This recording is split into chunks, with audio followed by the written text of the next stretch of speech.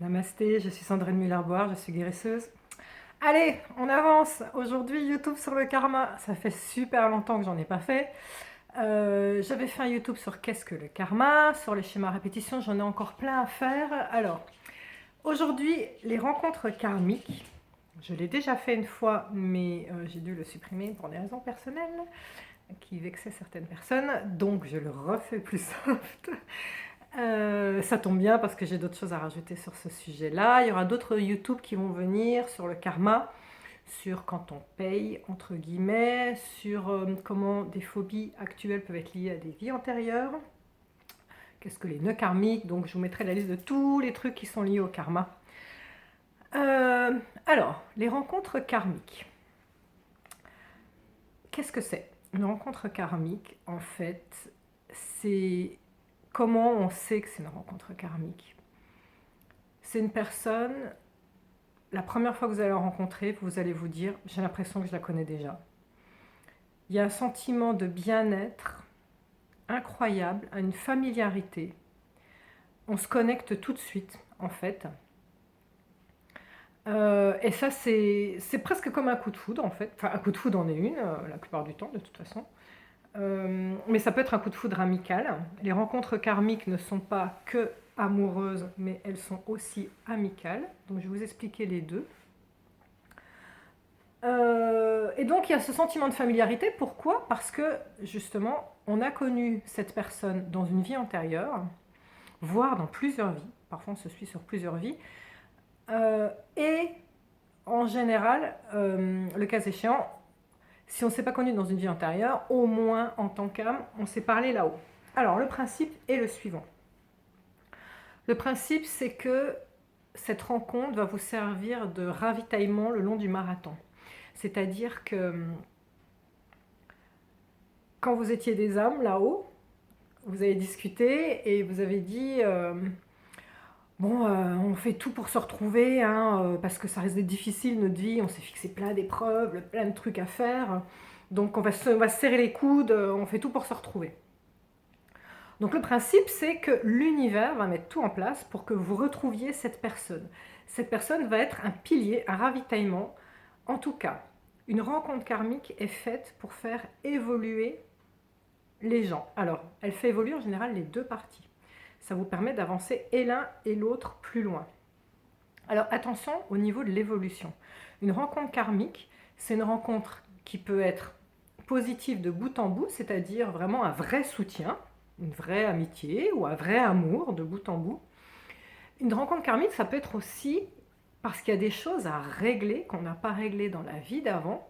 Et donc il y aura ce même sentiment de familiarité au départ, ce même amour dès le premier regard, on va dire.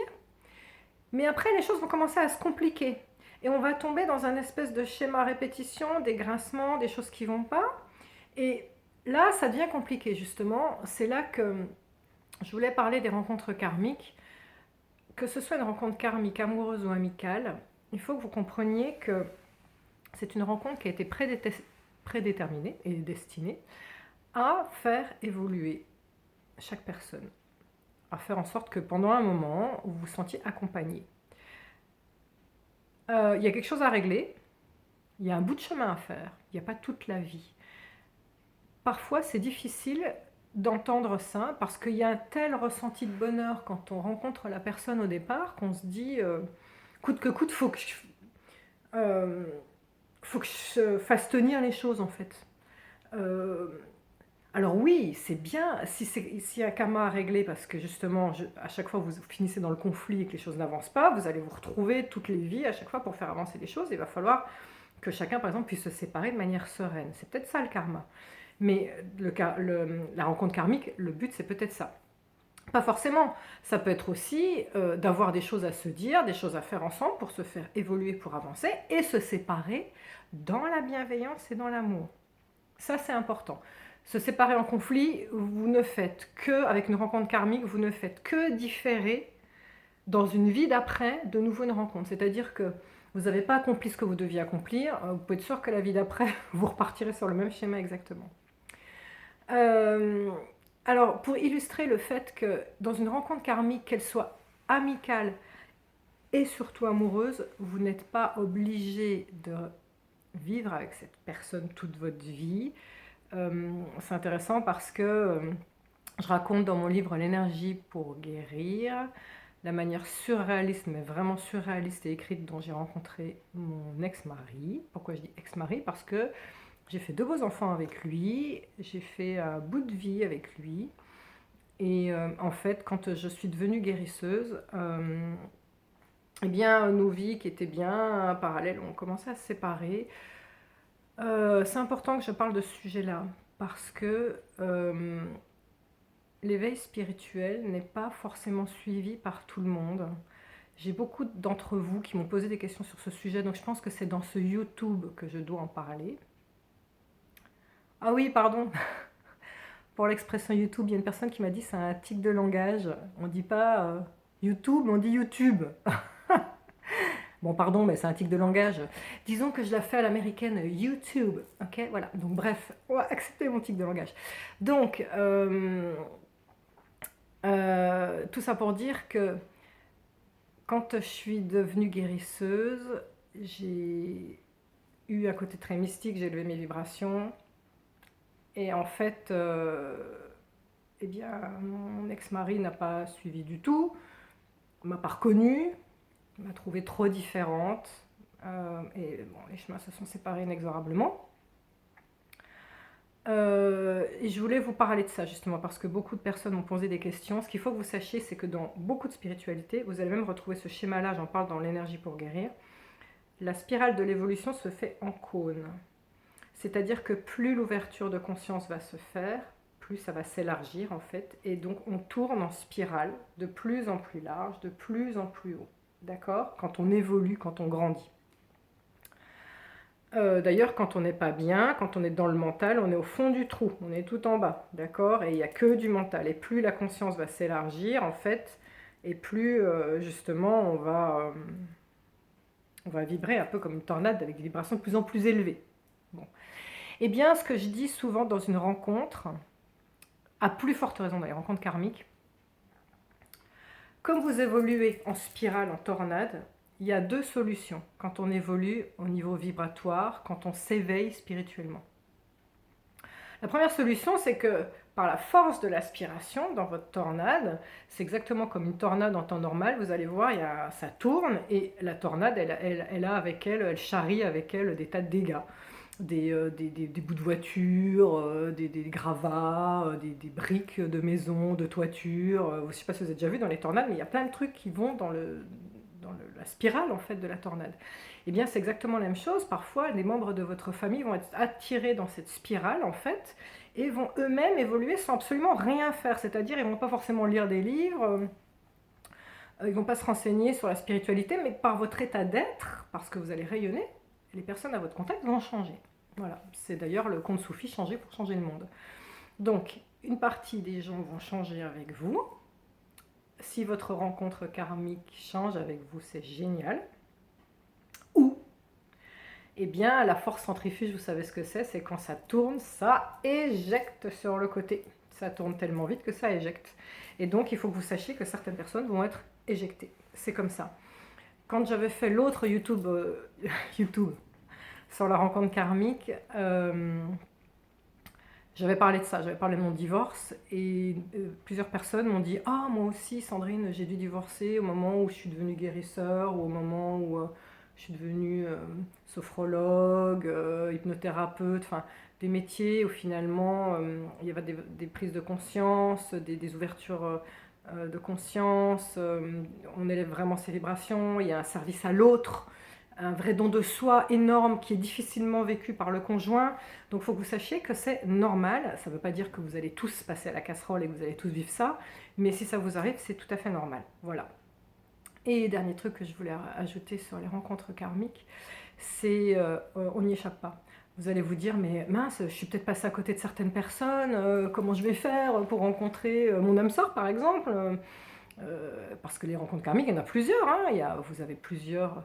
Vous allez pouvoir rencontrer des frères karmiques, des sœurs karmiques, un mari karmique, une épouse karmique, voilà, et des personnes que vous connaissiez dans d'autres vies, quoi. Je voulais vous raconter, je raconte ça dans l'énergie pour guérir, la manière surréaliste dont j'ai rencontré mon frère karmique qui s'appelle Jacques. À l'époque, j'avais 22 ans et je devais aller faire un stage à Hull. Hull, c'est une toute petite ville du Canada. Et un stage chez Lactel, je me souviendrai toujours. Je devais être hébergée pendant 2 mois chez une étudiante qui, elle, en échange, l'année d'après, je devais l'héberger pendant qu'elle ferait son stage en France. Dans l'avion, en fait, je vois un reportage sur Montréal, son festival de jazz et tout ça. Et moi qui suis fan de jazz, au moment où j'ai vu ce reportage sur Montréal, j'ai eu comme un flash et je me suis sentie super triste et je me suis dit mais c'est pas à Hull que je devrais être, c'est pas dans ce trou, dans ce trou, pardon pour ceux qui y habitent. Mais c'est à Montréal. Montréal, j'ai l'impression que je connaissais déjà cette ville, que j'aurais dû y être depuis toujours en fait. Mais c'était comme un cri du cœur, quoi. Que c'était écrit, je le savais, je sentais. Et ben vous savez quoi? J'arrive à Hull, chez la personne qui devait m'héberger. Sur la porte, il y a un écriteau marqué: je me retire du programme, débrouille-toi pour être logé. Fais comme tu veux, mais tu te débrouilles. Alors moi, j'étais étudiante avec mon sac à dos, 22 ans. Bon, moi, je me suis pas démontée. Sur le moment, je me suis dit, bon, bah, tu réfléchiras comment te faire loger. Tu vas peut-être aller voir ton employeur pour avancer sur le sujet. Donc, je vais voir l'employeur chez Lactel. Toc toc, je vais voir le patron. Bonjour, je suis Sandrine. Sandrine Muller, je m'appelais à l'époque. Je viens pour le stage. Et là, tête déconfite, il me dit, mais j'avais carrément oublié. Je dis, mais vous plaisantez ou quoi? Il y a un contrat, il y a un stage qui est prévu et tout. Mais complètement déconfit. Et là, il me dit, vous savez quoi? Moi, j'ai pas de boulot pour vous. J'avais oublié que vous veniez. Par contre, vous allez aller à notre siège social à Montréal. Je vais vous payer le billet de train. Et, euh, et puis, bah, eux, ils auront du boulot pour vous. Eh bien, il m'a logé à l'hôtel. Le lendemain, je suis allée gratuit à Montréal.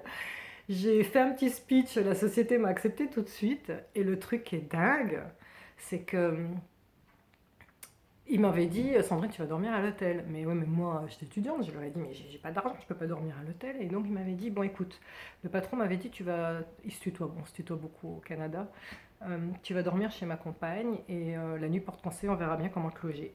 Et donc j'étais chez sa compagne et le soir on va boire un coup dans un bar qui s'appelle le Café Cherrier. Je sais qu'il y a beaucoup de Québécois parmi vous. Café Cherrier, j'adore.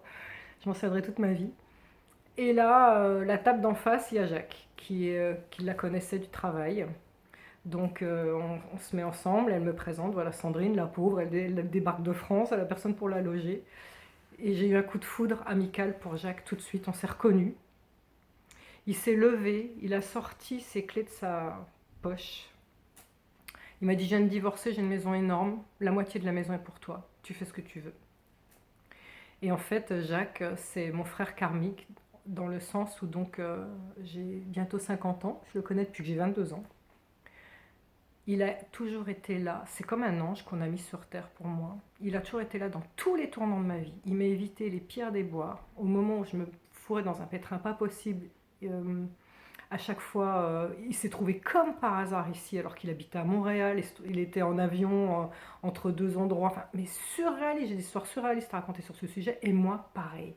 Je suis un ange pour lui. J'ai été là dans tous les tournants de sa vie. Et lui pour moi. Et on est pourtant à 10 000 km l'un de l'autre. Quand un truc va pas, il va ou m'envoyer un message ou m'appeler en me disant qu'est-ce qui se passe, Sandrine. Et moi, c'est exactement pareil. Donc voilà, je voulais juste vous raconter cette belle histoire et vous dire que les rencontres karmiques, vous n'avez rien à faire, on n'y échappe pas.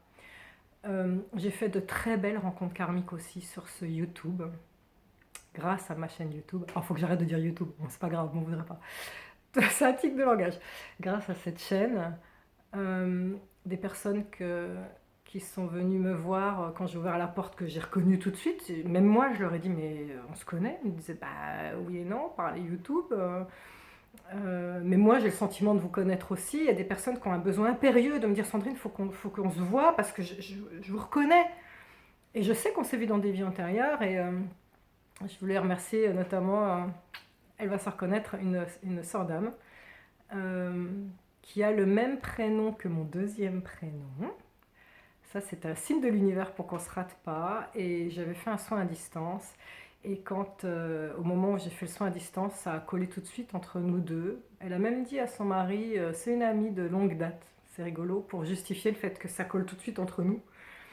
Et quand j'ai fait mon burn-out, cette personne a eu la gentillesse, comme beaucoup de personnes qui ont été très très généreuses. Elle m'a appelée pour me dire, Sandrine, j'ai un chalet dans la campagne. Je te le mets à disposition pour te ressourcer. Voilà, et c'est, comment dire, les cadeaux de la vie, cette rencontre magique, euh, des personnes qu'on aime, avec qui on est connecté, pourtant on les a jamais vues, c'est juste surréaliste, mais c'est comme ça. Je suis désolée, je vis dans la magie de l'univers, il faut que je la partage parce que vous aussi vous allez y vivre. Euh, euh, on n'est pas que dans de la 3D un peu calculatrice. Laissez-vous porter par la magie de l'univers parce qu'elle va vous faire des belles rencontres. Et sachez dire oui à ces rencontres quand elles arrivent.